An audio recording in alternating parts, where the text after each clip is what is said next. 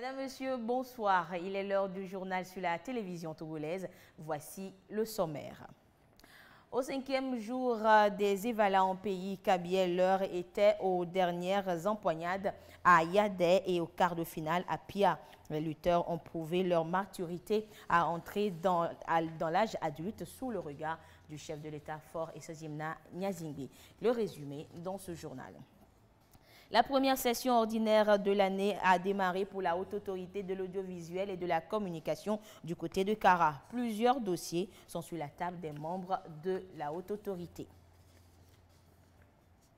Et puis ce 11 juillet est la journée de la population, occasion pour les dirigeants du monde de découvrir le rapport de l'UNFPA qui met en lumière les nouveaux enjeux mondiaux relatifs à la santé sexuelle et de la reproduction. À découvrir dans ce journal. Voilà pour les titres. À ce 5e jour des Evala, la coalition Akei Lao et Nyama Kiwde était en quart de finale sur le terrain de l'EPP Pia Akei. Les Evala ont rivalisé de technique et d'endurance pour tirer leur épingle du jeu. Score final 35 points à 25 pour la coalition Akei Lao. Le chef de l'État Faure Essozimna Gnazingbe était présent. Le compte rendu avec Ramdan Passina.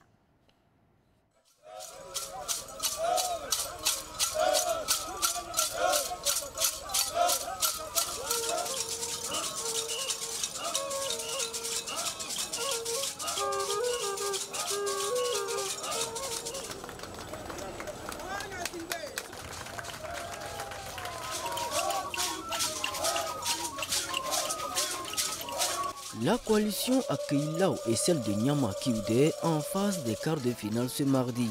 Ce sont les phases précédentes qui ont permis cette recomposition des lutteurs dans ces 4 villages. Sous les clameurs, chaque coalition envoie ses meilleurs lutteurs dans l'arène pour en découdre avec l'adversaire.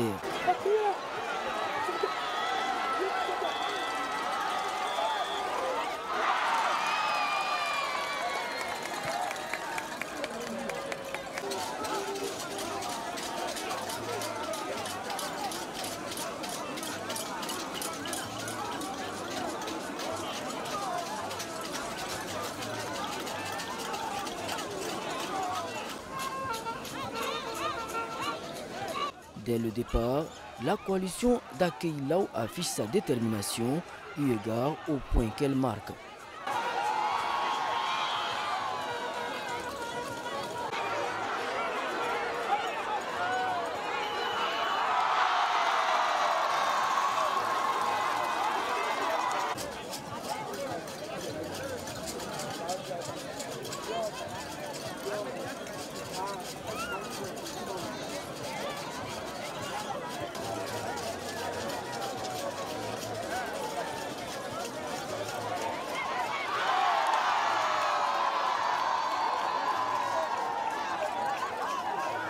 Ces empoignades ont tenu leur promesse.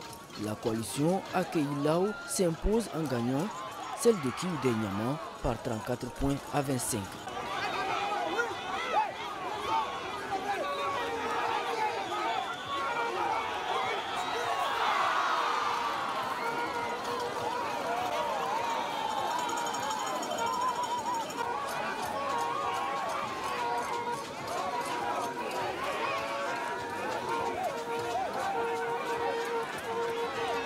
Dans une ambiance bon enfant, ces empoignades sont des moments de convivialité qui resserrent les liens de fraternité entre villages.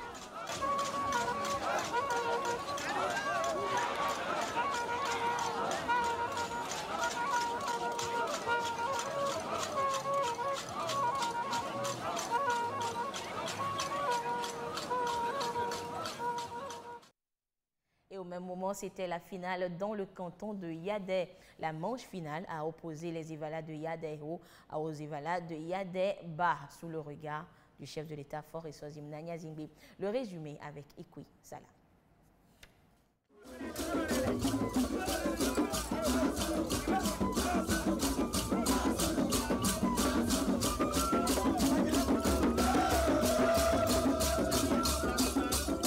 C'est dans cette ambiance festive, en pointe d'énergie, que le président de la République, Faure Swazina Gnassingbé, est accueilli sur le terrain cantonal de Yaday.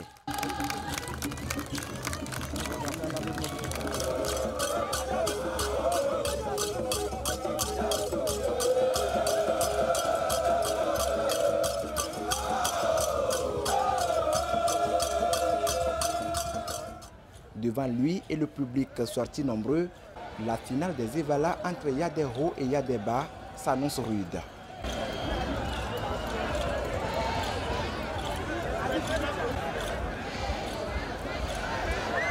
Ce sont les champions de la 3e année qui ont ouvert le bal sous le regard admirateur du chef de l'État. Quelques secondes après le coup d'envoi, le champion de Yaday Haut en blanc montre la voie à suivre à ses congénères.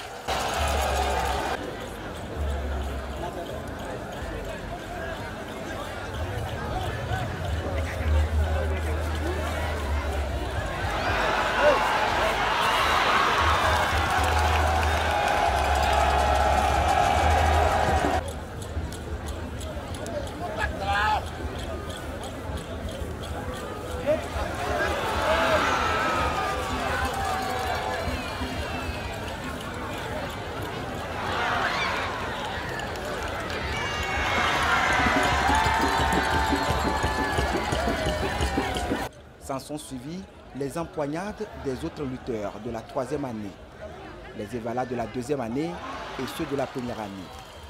Au même rythme que leurs aînés, les Evala de Yaday Haut poursuivent leur domination face à leurs concurrents de Yaday Bas.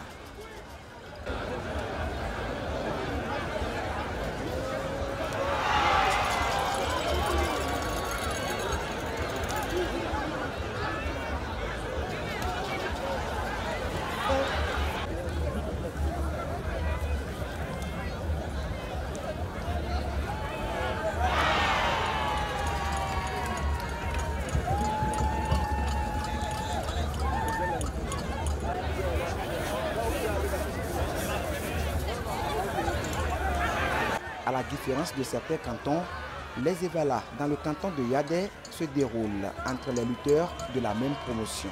Les luttes se classent par âge, juste pour imposer le respect. C'est-à-dire que tu fais Ahosa pendant 2 ou bien 3 ans et tu montes maintenant au niveau de Evalo, 1re année, Evalo 2e année, Evalo 3e année, juste parce qu'on veut qu'il y ait un respect entre les Evala. Tout est organisé. On ne mélange pas. Maintenant, au niveau des classements, dans chaque catégorie, on dégage 2 premiers. Et maintenant, après eux, on les classe par vague de 4-4. Ça veut dire qu'il y a un premier, un deuxième, un troisième, ainsi de suite.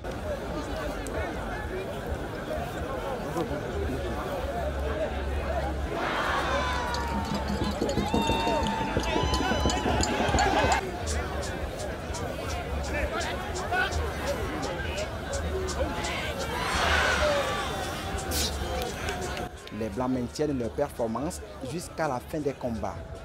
Yaday Haut décroche la victoire avec 22 points contre 16 points pour les Evala de Yaday Bas.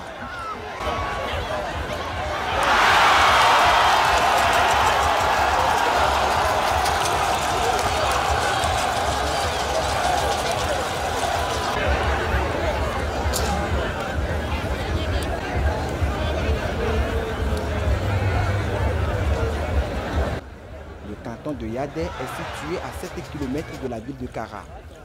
Sa population est composée essentiellement d'agriculteurs et d'éleveurs. La localité attire les touristes par son paysage montagneux.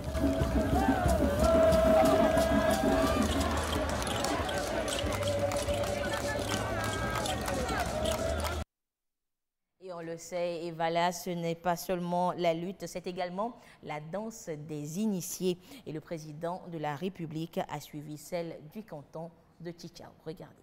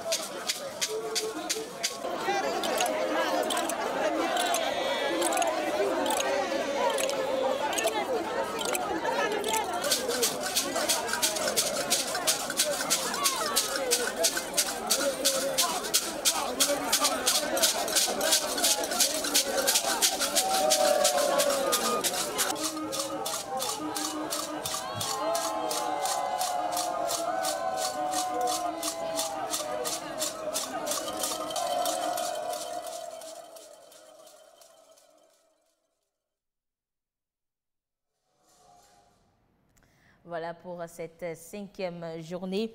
Et voilà, oui, mais l'heure n'est pas seulement au divertissement pour tous. Les membres de la Haute Autorité de l'Audiovisuel et de la Communication HAC sont depuis hier en session, la première de l'année.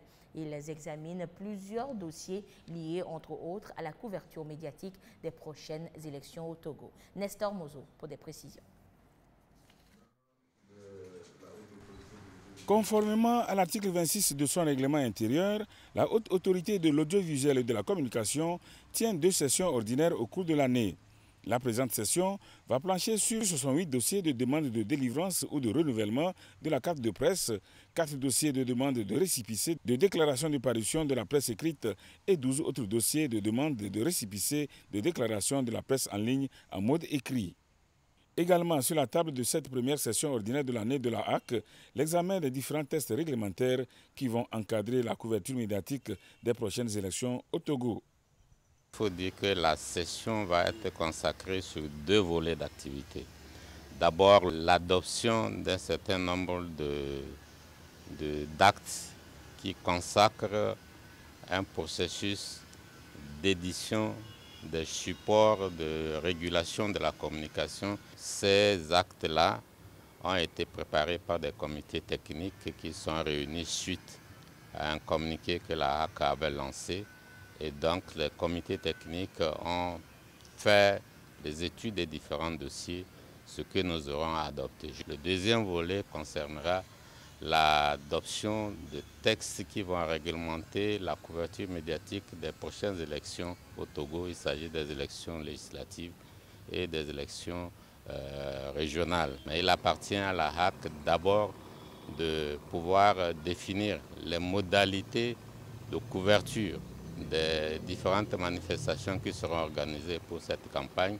Il s'agit de l'accès des candidats aux médias publics, des modalités de couverture de ces scrutins par les médias privés et en même temps permettre à la presse, aux professionnels de la communication de maîtriser les textes qui régissent ces scrutins. Le président de la HAC a tenu à souligner l'importance de la présente session et l'objectif visé.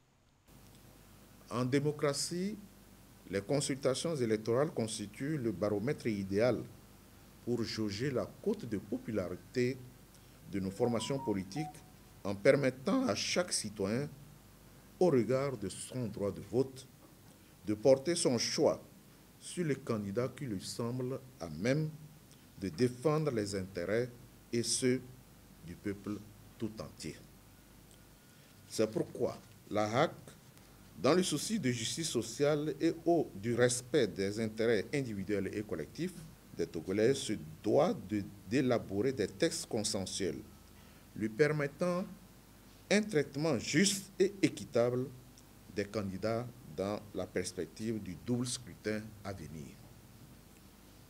D'autres sujets non moins importants sont à l'ordre du jour de la présente session qui donnera l'occasion aussi aux membres de la HAC de passer en revue les questions inhérentes au fonctionnement de l'institution. L'agenda du séjour des membres et du personnel de la HAC dans la COSA prévoit également une conférence sur les missions et activités de l'instance de régulation des médias avec les étudiants de l'Université de Kara. L'objectif de cette rencontre est de permettre aux apprenants de mieux appréhender le rôle et les attributions de cette institution. La deuxième session ordinaire de la HAC au titre de cette année 2023 se tiendra au cours du mois de décembre. Aujourd'hui est la journée mondiale de la population et on connaît depuis quelques heures le contenu du rapport 2023 sur l'état de la population mondiale.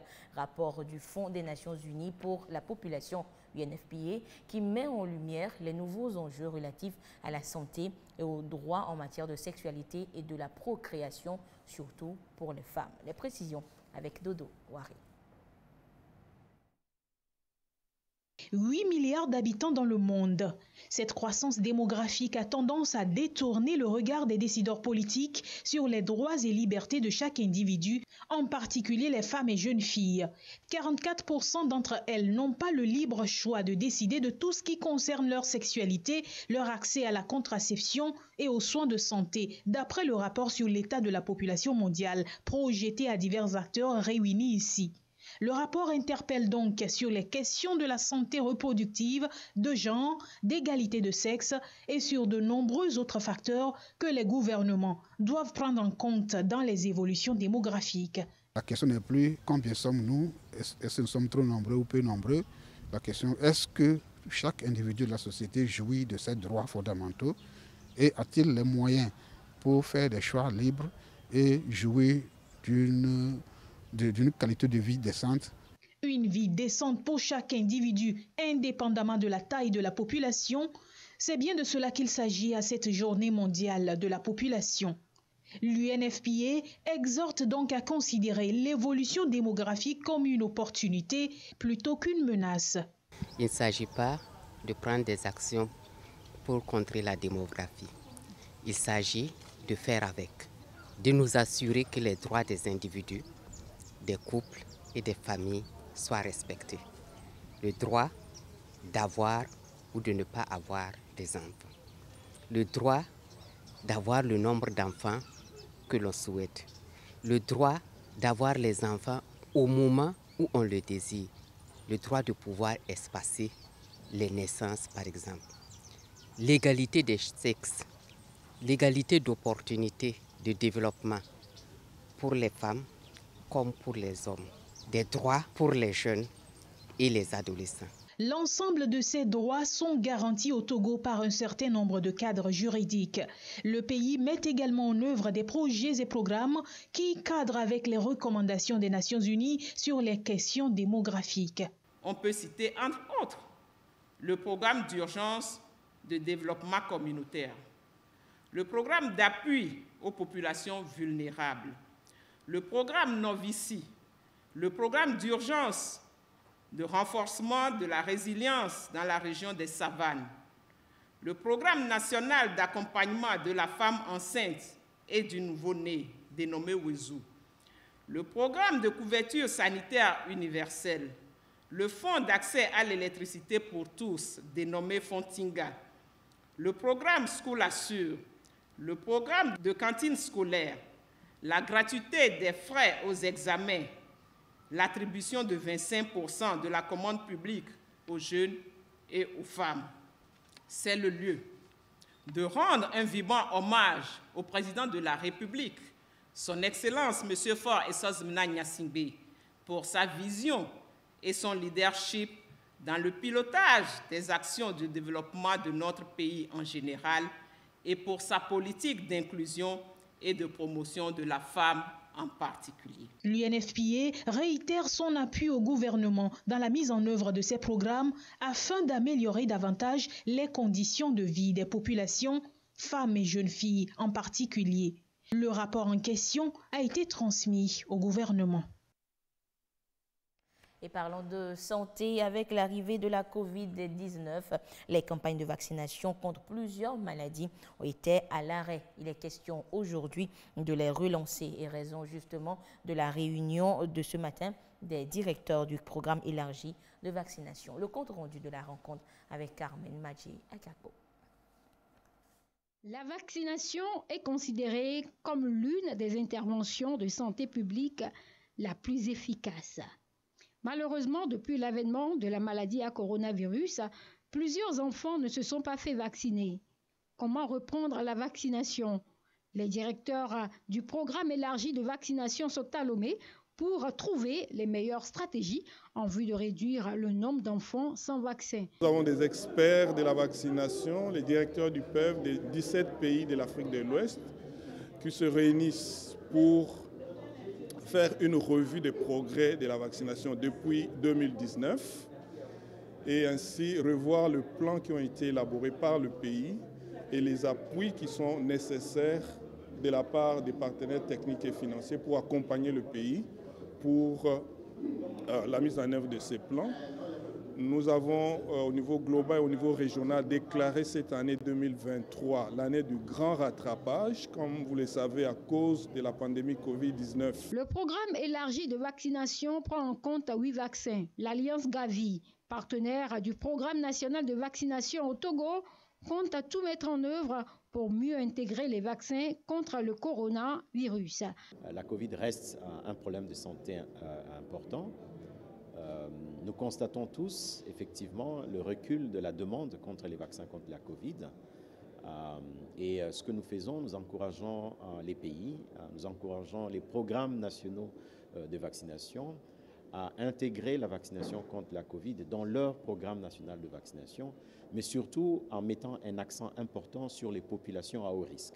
Parce qu'en fait, c'est ces populations-là qui sont les plus vulnérables contre la maladie. Pour la représentante de l'OMS au Togo, l'on devrait accroître les investissements dans le domaine de la vaccination pour une utilisation équitable des vaccins. Il s'agit notamment d'investir dans des infrastructures de santé résilientes, de garantir l'approvisionnement en vaccins de qualité, de mettre en place des systèmes de surveillance efficaces pour détecter rapidement les flambées épidémiques, d'engager les communautés, les autorités traditionnelles, religieuses et celles politico-administratives de nos pays, de renforcer la vaccination de routine et vacciner tout enfant.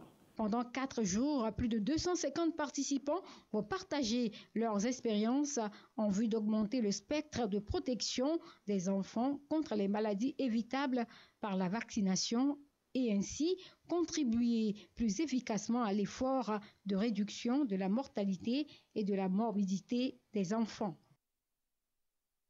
Les notaires de 20 pays d'Afrique, dont le Togo, étaient réunis depuis ce matin à Lomé pour la 16e université du notariat d'Afrique.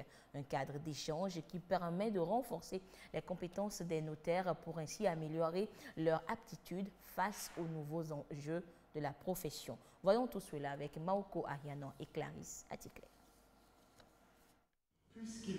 Depuis 20 ans, les notaires africains renforcent leurs connaissances et compétences à travers des universités du notariat d'Afrique.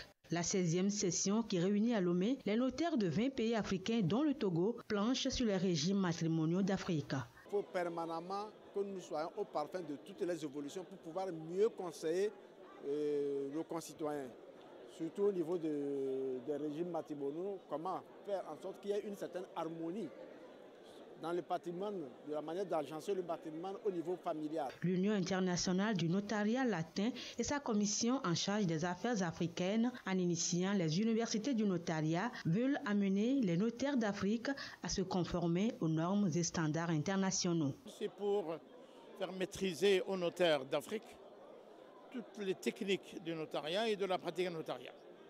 Ceci dans l'objectif de parfaire les connaissances des notaires, de les approfondir, mais également d'améliorer leurs connaissances compte tenu de la complexité des lois qui sont prises et énoncées un petit peu partout, mais également dans le cadre de l'adaptation de la profession aux technologies nouvelles, notamment le numérique et la digitalisation, pour faire face aux défis d'une part, mais également pour répondre aux besoins de la société qui se développe. Un autre élément clé qui sera abordé à Lomé est la notion de la copropriété verticale qui n'est pas encore une réalité en Afrique. Vous avez un appartement qui est au 3e étage et vous aurez votre titre foncier qui sera bien sûr différent de celui du 2e étage et celui du 7e étage, ainsi de suite, ce qui permettra à votre banque de savoir que, ayant un titre foncier plein et entier, il peut vous prêter de l'argent, il sait qu'il pourra récupérer son argent. À cette 16e université du notariat d'Afrique, le garde des Sceaux,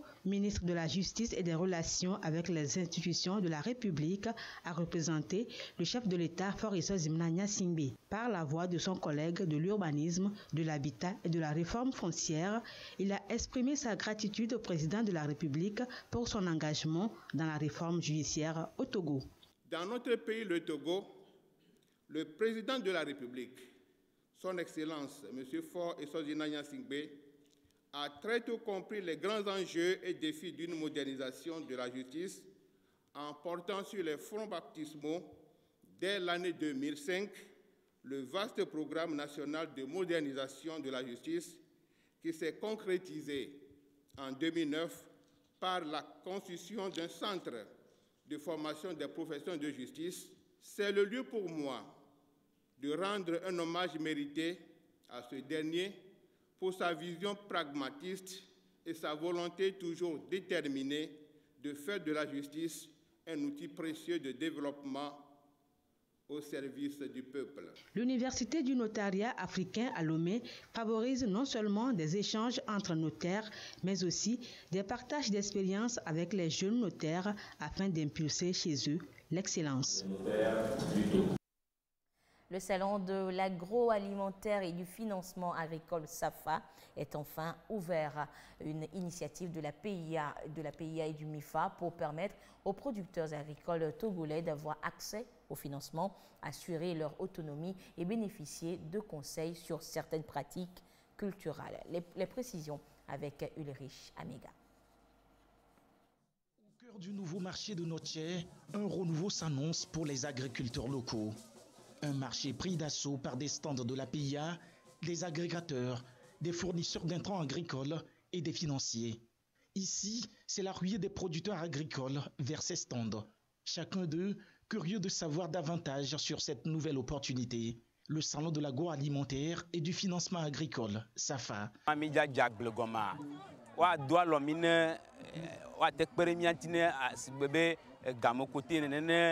Mitoy gomene ga keme mi va denu kwa wate khonene me gaole nukwa me fa o gba le to si apare ne mi be machine o la ne ko la ba o do ne mi ne be machine mo va la pere mi antia adon semi to ginya ko mi se de kere adon semi al gbegbe na agble mi akekere ji me gba nye me so jale de ko mi ado la fogle cha ya de akeke nu mi acho dagle ne mi gbe nye ko o mi la dagle kakade nu la bo ya du mi re mi avio cha school ya do do mo.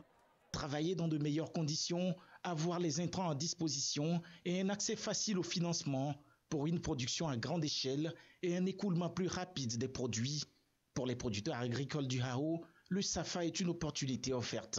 Dans notre secteur, ce salon va nous permettre d'avoir plus d'apports financiers et techniques par rapport à ce qu'on faisait par le passé. D'avoir de nouveaux produits qu'on vient de nous présenter comme les smartphones, d'avoir une information plus précise. Une nouvelle opportunité à l'actif de la plateforme industrielle d'Adetikopé et du mécanisme incitatif de financement agricole fondé sur le partage de risques MIFA-SA. Le soja, le maïs, le riz, la mangue, l'ananas, le curcuma font partie des filières stratégiques de la campagne 2023-2024. Il y a eu un changement, une réorientation de la stratégie qui permet aujourd'hui au MIFA d'être beaucoup plus ancré sur le terrain. Nous accompagnons les agriculteurs en leur facilitant surtout l'accès aux intrants agricoles. Nous leur mettons à disposition les intrants agricoles à crédit. Ils produisent et c'est à la fin de la campagne, après la production, la livraison maintenant, on défalque maintenant l'argent de nos intrants et ça leur permet de pouvoir avoir beaucoup plus de marge pour d'autres activités agricoles. Création de ZAP, mise en place de centres régionaux de mécanisation agricole, disponibilité d'engrais, autant d'innovations apportées par le gouvernement pour la modernisation du secteur agricole. Une dynamique qui justifie l'initiative SAFA. C'est l'occasion ici de remercier sincèrement le chef de l'État, son Excellence Faure Zimna Singbe, pour cette vision éclairée qui a permis la mise en place de PIA. Dans l'optique de mener à bien cette activité, que PIA, avec la collaboration de MIFA et accompagné de leurs partenaires financiers, organise ce salon de l'agroalimentaire et du financement agricole pour montrer aux agriculteurs les produits, les opportunités qu'ils peuvent saisir dans le cadre de leurs activités pour booster leur production. Noche marque la première étape de cette initiative. Les prochaines étapes vont inclure les villes de Vaughan, Elavagnon et Ketao. De la joie pour les producteurs de Noche et également de la joie pour les élèves des écoles primaires publiques centrales de Pia et de Lassa à Odo. Ils disposent désormais de lieux où ils se soulageaient durant les cours. Ils ont reçu des latrines et des urinoirs construits par le groupement togolais d'assurance. Le compte rendu de la remise officielle avec Nestor Mozo. Le groupement togolais d'assurance GTA met à la disposition des groupes A et B de l'école primaire publique centrale de Pia et de l'école primaire publique de Lassa à Odo des latrines et des urinoirs. En faisant ce don, cette société offre ainsi un cadre adéquat aux élèves de se soulager en période de cours et d'éviter de déféquer à l'air libre. Que ce soit à Pia ou à Lassa à Odo, les latrines construites sont 2 blocs de 2 cabines pour filles et garçons séparément. À son auditoire, le directeur général de la société a donné les raisons qui ont motivé cette action. Quand nous travaillons, nous faisons notre activité, que gagnons un peu d'argent, il faut qu'on mette une partie de cet argent au service de nos communautés. Et quand on a réfléchi à plusieurs créneaux possibles, nous avons personnellement jeté notre dévolu sur la promotion de l'éducation nationale. Et l'idée est venue qu'on peut faire des choses qui combinent plusieurs domaines. L'éducation nationale, bien entendu, la santé, l'assainissement. Donc c'est d'où est venue l'idée des latrines en milieu scolaire. Et quand on a fait le sondage, on s'est rendu compte que le besoin existe partout sur le territoire. Et donc GTA Assurance, on sait qu'on ne peut pas tout faire. GTA Assurance a décidé de poser les pas l'un après l'autre. L'œuvre du GTA coïncide avec le jubilé d'or de son existence. Les bénéficiaires se sont réjouis de cette œuvre et ont exprimé leur reconnaissance à la société. On est obligé d'aller loin de l'école pour se mettre à l'aise. Parce que si on se met à l'aise à côté de l'école, on risque de déranger les autres qui sont en classe. Donc, le temps qu'on va prendre pour aller loin, on rate beaucoup de choses en classe. Je remercie GTA Assurance pour ce qu'il nous a fait. Le directeur régional de l'éducation de la Kara, Kojo Yonege, a aussi témoigné la reconnaissance du ministère des enseignements primaires et secondaires au GTA pour son accompagnement. Cette société a déjà réalisé les mêmes ouvrages à Azaon, Keve, Badoubé, Noche, Zalivé et Aklakou.